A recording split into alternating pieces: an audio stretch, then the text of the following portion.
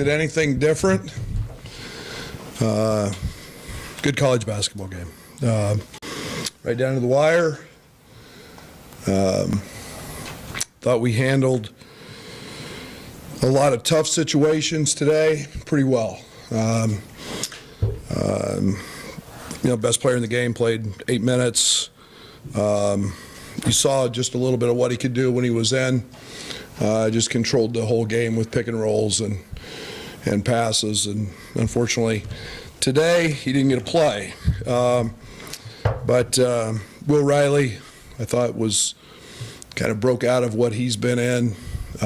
But truthfully, I thought the game was the free throw line. You can't go on the road and miss 10 free throws. And a couple big plays when, Trey White got fouled, shooting a 3 and missed 2 of 3, and then we give up the lob. Big play, and then we had the layup. I thought it'd be an and one, and Will missed a couple. But you can't go come in here and miss free throws and expect to win against a team that I thought they guarded exceptionally well and took our 3 ball away. But I thought Tommy, do want to mention, gutted it up. I thought he was really good. He's got strep throat. He's been on antibiotic for 3 days. Just the opportunity to play just feels awful. But so all in all, I thought our bench was good. Did a nice job, and thought we did everything situationally pretty good down the stretch. Brad, talk about expectations. Did you ever expect you could get 16 points from Riley and 954 off the bench? And what explanation did they give you on the technical? They teed our bench.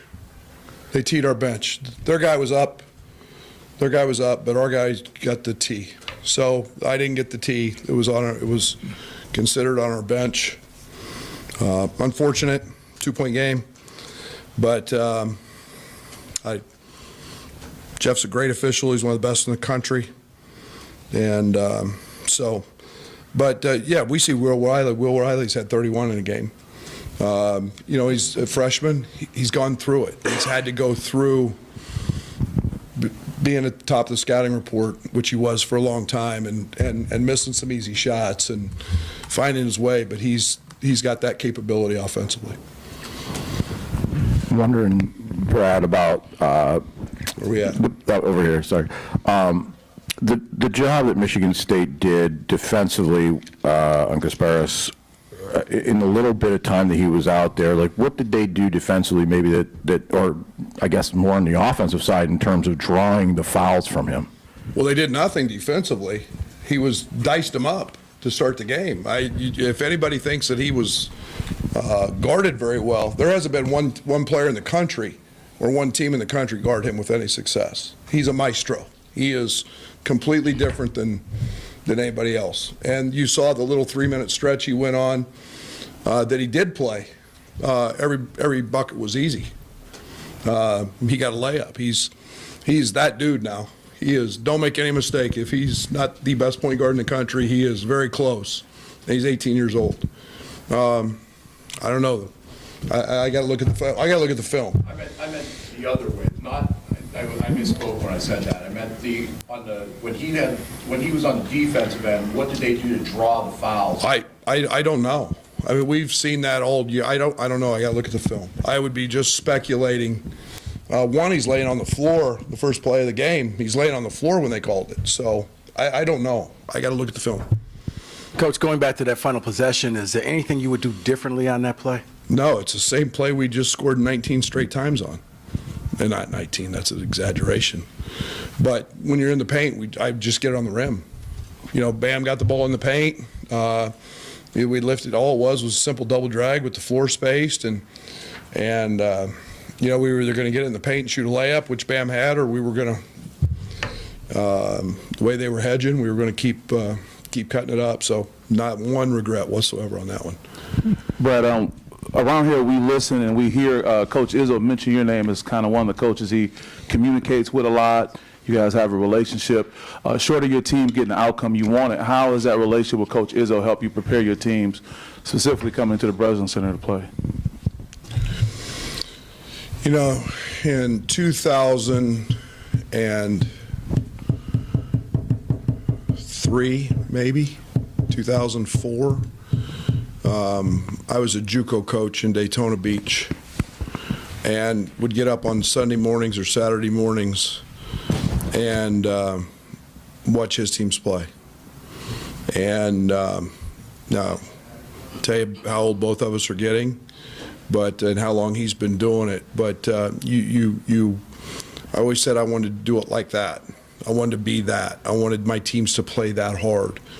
And you emulate guys and you befriend them and you start talking to them, and then you find out how much you truly have in common. What you truly value is much more than a win, and it's much more than he's a rip your head off competitor. Guess what? So am I. If we want to go to the parking lot, he and I will both go fight and see who wins, and then we'll hug each other and respect each other afterwards. And that's, I got so much respect for that type of person. But he cares about kids.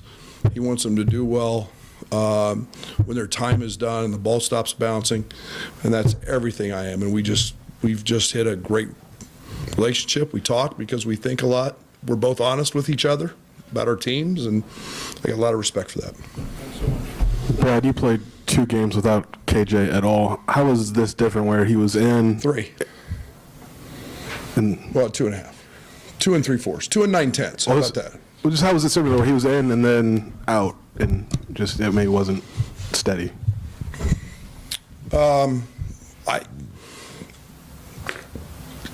We know how good we are when we have him. I mean, Bam was tremendous. Thought our bench was tremendous. Did a lot of good things. He elevates everybody at a rate that's really hard to define. And I'm not trying to blow smoke up him. He knows how good he is. He doesn't need me telling him that. But he is just different. And you look, and two of our losses, he hasn't been a very active participant.